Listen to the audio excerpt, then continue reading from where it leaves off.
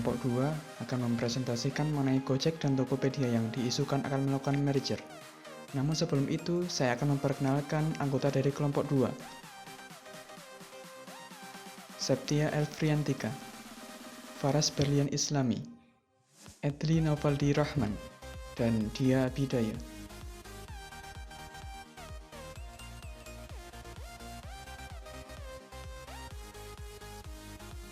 Rencana merger Tokopedia dengan Gojek sudah ada sejak tahun 2020.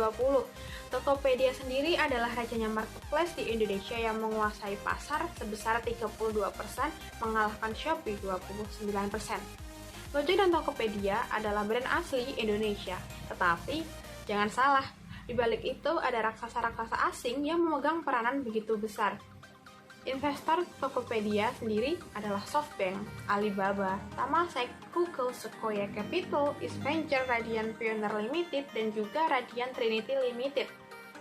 Tak hanya itu, Gojek pun mendapat investasi dari perusahaan-perusahaan besar seperti Facebook, Google, Tencent, Astra, PayPal, dan juga Sequoia Capital. Tujuan merger perusahaan ini adalah untuk mendapatkan modal tambahan jumbo yang liquid. Namun, ada beberapa hal yang harus diperhatikan jika memang dua perusahaan ini benar akan melakukan merger, yaitu merger ratio, isu persaingan usaha di bidang payment, yaitu antara OVO dengan GoPay, dan juga persaingan antar investor Cina di balik Gojek dan Tokopedia. Berdasarkan spekulasi dari Deal Street Asia mengatakan bahwa rencana merger Gojek dengan Tokopedia telah mencapai penandatanganan perjanjian jual beli saham bersyarat atau Conditional Sales Purchase Agreement. Gabungan perusahaan ini akan menciptakan perusahaan raksasa internet di Indonesia yang menguasai sektor ride-hailing, pembayaran digital, belanja online, dan pengiriman. Valuasi Gojek saat ini adalah 10,5 miliar US dollar, sedangkan Tokopedia 7,5 miliar US dollar. Selain itu, pengguna aktif bulanan Gojek adalah 38 juta jiwa, Tokopedia 100 juta jiwa. Gross transaction value dari Gojek adalah 15,3 miliar US dollar, sedangkan gross merchandise value Tokopedia adalah 12,1 miliar US dollar. Jika perusahaan ini merger, maka entitas diperkirakan mencapai 35-40 miliar US dollar atau kurang lebih setara 500 triliun rupiah. Jika memang benar akan melakukan merger, maka tahun 2021 akan menjadi tahun yang menarik di bursa efek Indonesia karena sebelum-sebelumnya top 10 atau bahkan top 20 IHSG berisi old economy exposure seperti bank dan retail. Sedangkan tahun 2021 akan menjadi new economy exposure karena akan adanya perusahaan internet. Jika mereka bergabung, maka akan menjadi perusahaan terbesar ketiga setelah BRI dan BCA. Pada mulanya, Gojek didorong untuk merger dengan Grab sebelum dengan Tokopedia. Namun, rencana merger dengan Grab ini tidak berlanjut karena ada beberapa alasan yang nantinya akan dijelaskan oleh rekan saya. Sedangkan Tokopedia pun sempat dilirik oleh Discount Holding. Menurut saya lebih setuju merger antara Gojek dengan Tokopedia. Mengapa? Karena diversifikasi produk sehingga opportunity yang ada akan menjadi lebih luas.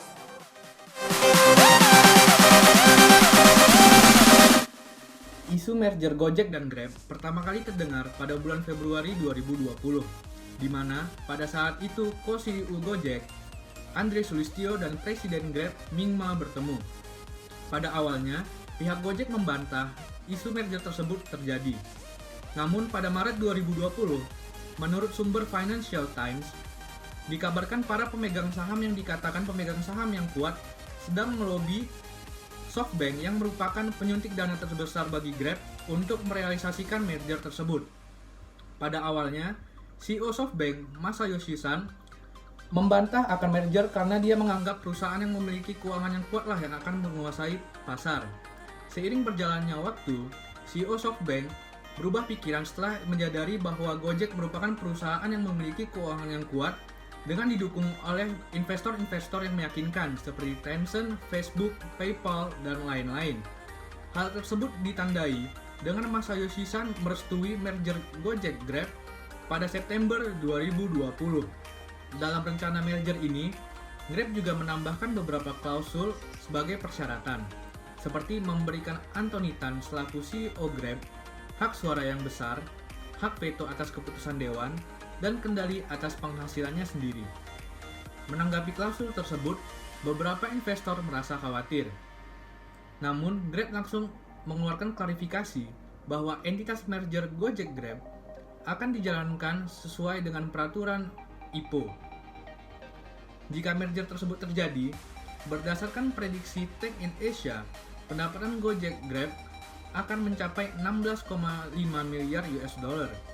Selain itu, Tech in Asia juga memprediksi valuasi Gojek Grab akan mencapai 75 miliar US dollar pada tahun 2025.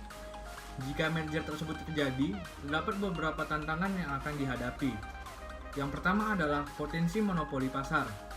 Hal ini menjadi masalah karena jika memang nantinya terjadi merger, masyarakat tidak mempunyai pilihan lain karena harus mengikuti harga yang ditetapkan oleh kedua perusahaan tersebut. Yang kedua adalah lapangan pekerjaan berkurang.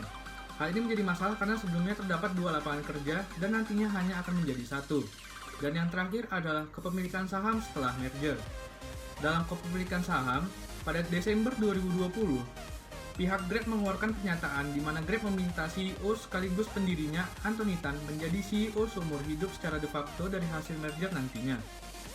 Grab kemungkinan besar memimpin karena dianggap lebih tinggi dari Gojek dan beroperasi lebih banyak di pasar seperti yang dirangkum oleh Kompas Techno. Menurut beberapa sumber, ketidakpastian utama dari rencana merger ini adalah soal struktur kepemilikan saham dari entitas gabungan. Menurut informasi, Gojek telah meminta 40% bagian saham dari entitas merger. Jumlah tersebut menurut Grab secara fundamental terlalu banyak, mengingat Grab berada dalam kondisi keuangan yang jauh lebih baik. Di Indonesia sendiri, isu merger Gojek dan Grab sudah mendapat penolakan dari mitra driver ojek online. Gabungan Aksi Roda 2 atau Garda Indonesia mengancam akan melakukan aksi besar-besaran jika merger tersebut benar-benar terjadi. Ketua Presidium Nasional Garda Indonesia mengatakan bahwa pihaknya khawatir jika merger itu terjadi, akan terjadi pemutusan hubungan kerja terhadap para mitra pengemudi ojek online dengan dalih efisiensi.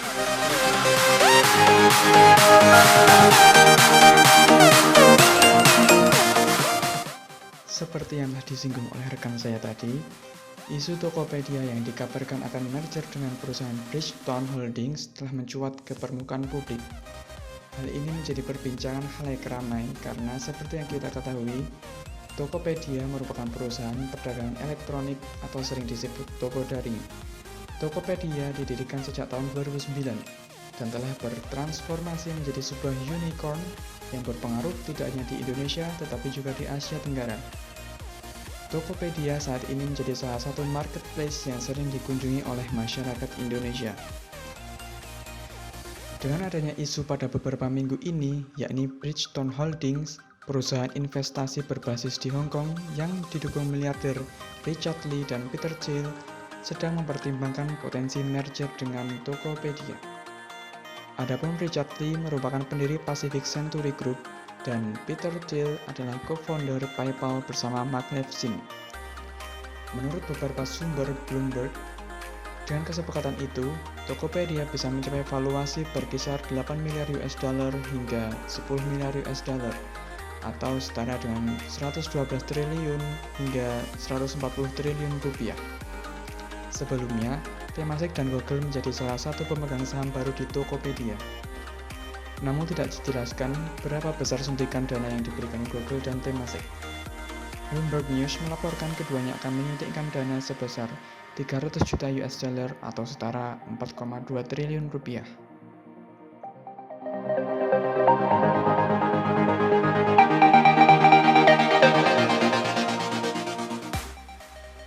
Well, lantas apa sih dampak positif juga dampak negatif dari adanya merger Tokopedia x Gojek ini? Tentunya akan bernilai lebih positif dibandingkan dengan rumor sebelumnya, yaitu Gojek x Grab yang dikabarkan akan merger.